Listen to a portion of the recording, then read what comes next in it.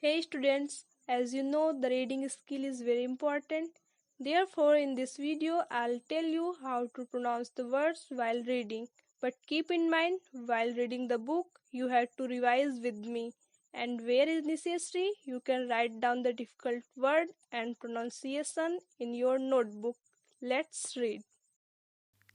Page 1, Chapter 1, A Letter to God by G. L. Fuentes. Before you read, they say faith can move mountains. But what should we put our faith in? This is the question this story delicately poses. Lencho is a farmer who writes a letter to God when his crops are ruined, asking for 100 pesos. Does Lencho's letter reach God? Does God send him the money? Think what your answers to these questions would be and guess how the story continues before you begin to read it. Activity Number 1. One of the cheapest ways to send money to someone is through the post office. Have you ever sent or received money in this way? Here is what you have to do. As you read the instructions, discuss with your teacher in class the meanings of these words: counter, counter clerk, appropriate, acknowledgement, counterfoil, record. Consult a dictionary if necessary. Are there words corresponding to these English words in your languages? Inside the post office, go to the counter marked Money Order. Buy a money order form or MO form by paying 50 paise to the person behind the counter. Fill in the appropriate boxes in the form, preferably in block letters. Pay the counter clerk the amount of money to be sent along with the charges.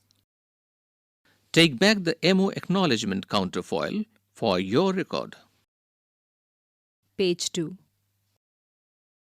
Fill out the money order form given here using the clues that follow the form. There is a specimen form printed out on this book. It is superscribed as Department of Posts, India Money Order. And following this, there is a space where you have to write the amount. Pay rupees so and so. And there is a quadrangular box where you have to fill in the amount of rupees in digits. Then comes the space which is meant for writing the address of the person to whom this money order is sent. It follows the word to so and his full address. Then there are certain boxes given which are to be filled in with the postal index number, that is the PIN. Then comes the date on which the money order is being sent. And then comes the space where the sender has to put his or her signature. Then there is a space for official use only, which is to be filled in by the clerk at the counter. Then he gives you back the MO acknowledgement counterfoil. And this MO acknowledgement counterfoil is the part of the entire money order form. This MO acknowledgement counterfoil denotes money order number, date on which it is sent, and the sender's name and address. Here, the counter clerk would ask you to give your name and address with full postal index number, that is the PIN. And he will also give with the seal of the post office the acknowledgement counterfoil denoting how much money he has received by way of money order, as well as the commission. Date stamp would be put on the specified place, and the signature of the payee is to be put at the end. There is also a space for communication, just in case the sender of the money order wants to communicate in very few lines and words certain things which are to be communicated to the receiver of the money order. Page number 3. Think about who you will send the money to and how much. You might want to send money for a magazine subscription or to a relative or a friend. Or you may fill out the form with yourself as sender and your partner as receiver. Use a part of your pocket money and submit the form at the nearest post office to see how it's done. See how your partner enjoys getting money by post. Notice that the form has 3 parts: the money order form, the part for official use, and the acknowledgement. What would you write in the space for communication? Now complete the following statements. Number 1. In addition to the sender, the form has to be signed by the blank space. 2. The acknowledgement section of the form is sent back by the post office to the blank after the blank signs it. Number 3. The space for communication section is used for blank. 4. The form has 6 sections. The sender needs to fill out blank sections and the receiver blank. The house, the only one in the entire valley, sat on the crest of a low hill. Crest here means top of a hill. From this height, one could see the river and the field of ripe corn dotted with flowers that always promised a good harvest.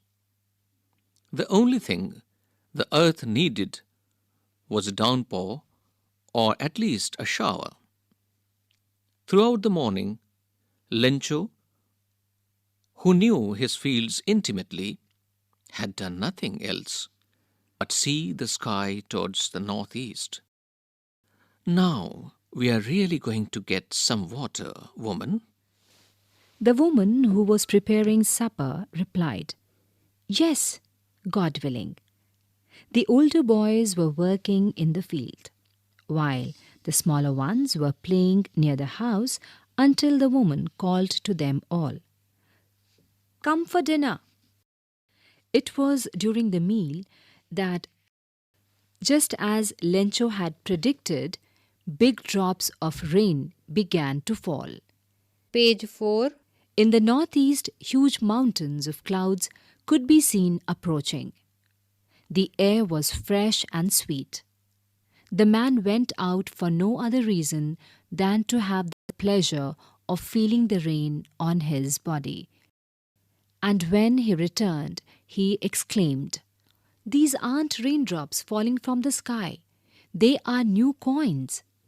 The big drops are 10-cent pieces and the little ones are 5s." With a satisfied expression, he regarded the field of ripe corn with its flowers draped in a curtain of rain. Draped here means covered with cloth.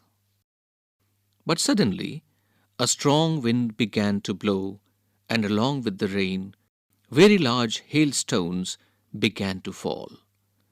These truly did resemble new silver coins. The boys, exposing themselves to the rain, ran out to collect the frozen pearls. "It's really getting bad now," exclaimed the man. "I hope it passes quickly." It did not pass quickly. For an hour, the hail rained on the house, the garden, the hillside, the cornfield, on the whole valley. The field was white, as if covered with salt. Not a leaf remained on the trees. The corn was totally destroyed. The flowers were gone from the plants. Lencho's soul was filled with sadness. When the storm had passed, he stood in the middle of the field and said to his sons, "A plague of locusts would have left more than this. The hail has left nothing. This year we will have no corn." Here, locusts means insects which fly in big swarms or groups and destroy crops. So I'll read out the sentence once again. When the storm had passed, he stood in the middle of the field and said to his sons, "A plague of locusts would have left more than this. The hail has left nothing. This year we will have no corn." Page 5. That night was a sorrowful one. All our work for nothing. There is no one who can help us. We will all go hungry this year. Now, oral comprehension check. Number 1. What did Lencho hope for? Number 2. Why did Lencho say the raindrops were like new coins? Number 3. How did the rain change? What happened to Lencho's fields? Number 4. What were Lencho's feelings when the hail stopped? Now again the lesson. But in the hearts of all who lived in that solitary house in the middle of the valley, there was a single hope: help from God. Don't be so upset, even though this seems like a total loss. Remember, no one dies of hunger. That's what they say. No one dies of hunger. All through the night, Lencho thought only of his one hope, the help of God, whose eyes, as he had been instructed, see everything, even what is deep in one's conscience. Lencho was an ox of a man, working like an animal in the fields, but still he knew how to write. Here, conscience means an inner sense of right and wrong. The following Sunday, at daybreak, he began to write a letter which he himself would carry to town and place in the mail. It was nothing less than a letter to God. "God," he wrote, "if you don't help me, my family and I will go hungry this year. I need 100 pesos in order to sow my field again and to live until the crop comes, because the hailstorm." Here, peso means currency of several Latin American countries. He wrote to God on the envelope, put the letter inside, and still troubled, went to town. At the post office, he placed a stamp on the letter and dropped it into the mailbox. One of the employees, who was a postman and also helped at the post office, went to his boss, laughing heartily, and showed him the letter to God. Never in his career as a postman had he known that address. The postmaster, a fat, amiable here means friendly and pleasant.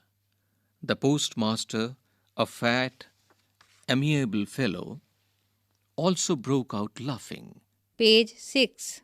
but almost immediately he turned serious and tapping the letter on his desk, commented, "What faith!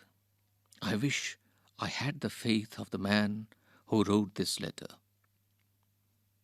starting up a correspondence with God.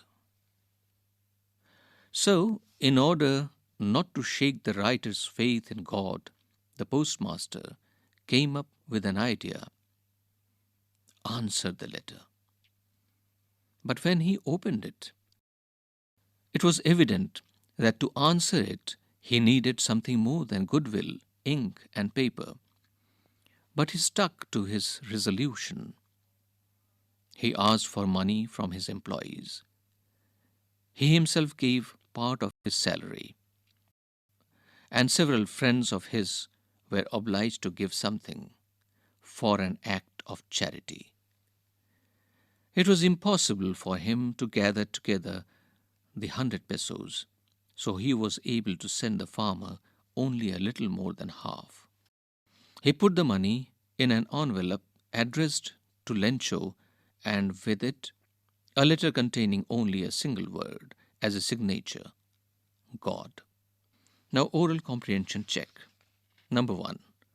Who or what did Lencho have faith in? What did he do? Number 2. Who read the letter? Number 3. What did the postmaster do then? Now further the lesson. The following Sunday, Lencho came a bit earlier than usual to ask if there was a letter for him. It was the postman himself who handed the letter to him, while the postmaster, experiencing the contentment of a man who has performed a good deed, looked on from his office. Here contentment means satisfaction. Lencho showed not the slightest surprise on seeing the money. Such was his confidence. But he became angry when he counted the money. God could not have made a mistake, nor could he have denied Lencho what he had requested. Immediately, Lencho went up to the window to ask for paper and ink. On the public writing table, he started to write, with much wrinkling on his brow, caused by the effort he had to make to express his ideas. When he finished, he went to the window to buy a stamp, which he licked and then affixed to the envelope with a blow of his fist. Page 7.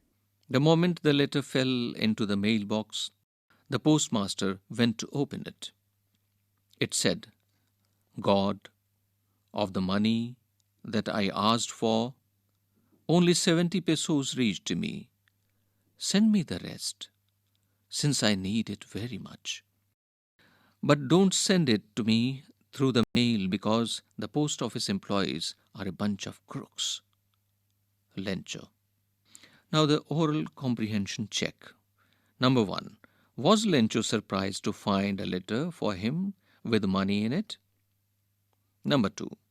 What made him angry? Thinking about the text. Number 1. Who does Lencho have complete faith in? Which sentences in the story tell you this? Number 2. Why does the postmaster send money to Lencho? Why does he sign the letter God? Number 3. Did Lencho try to find out who had sent the money to him? Why or why not? Number 4.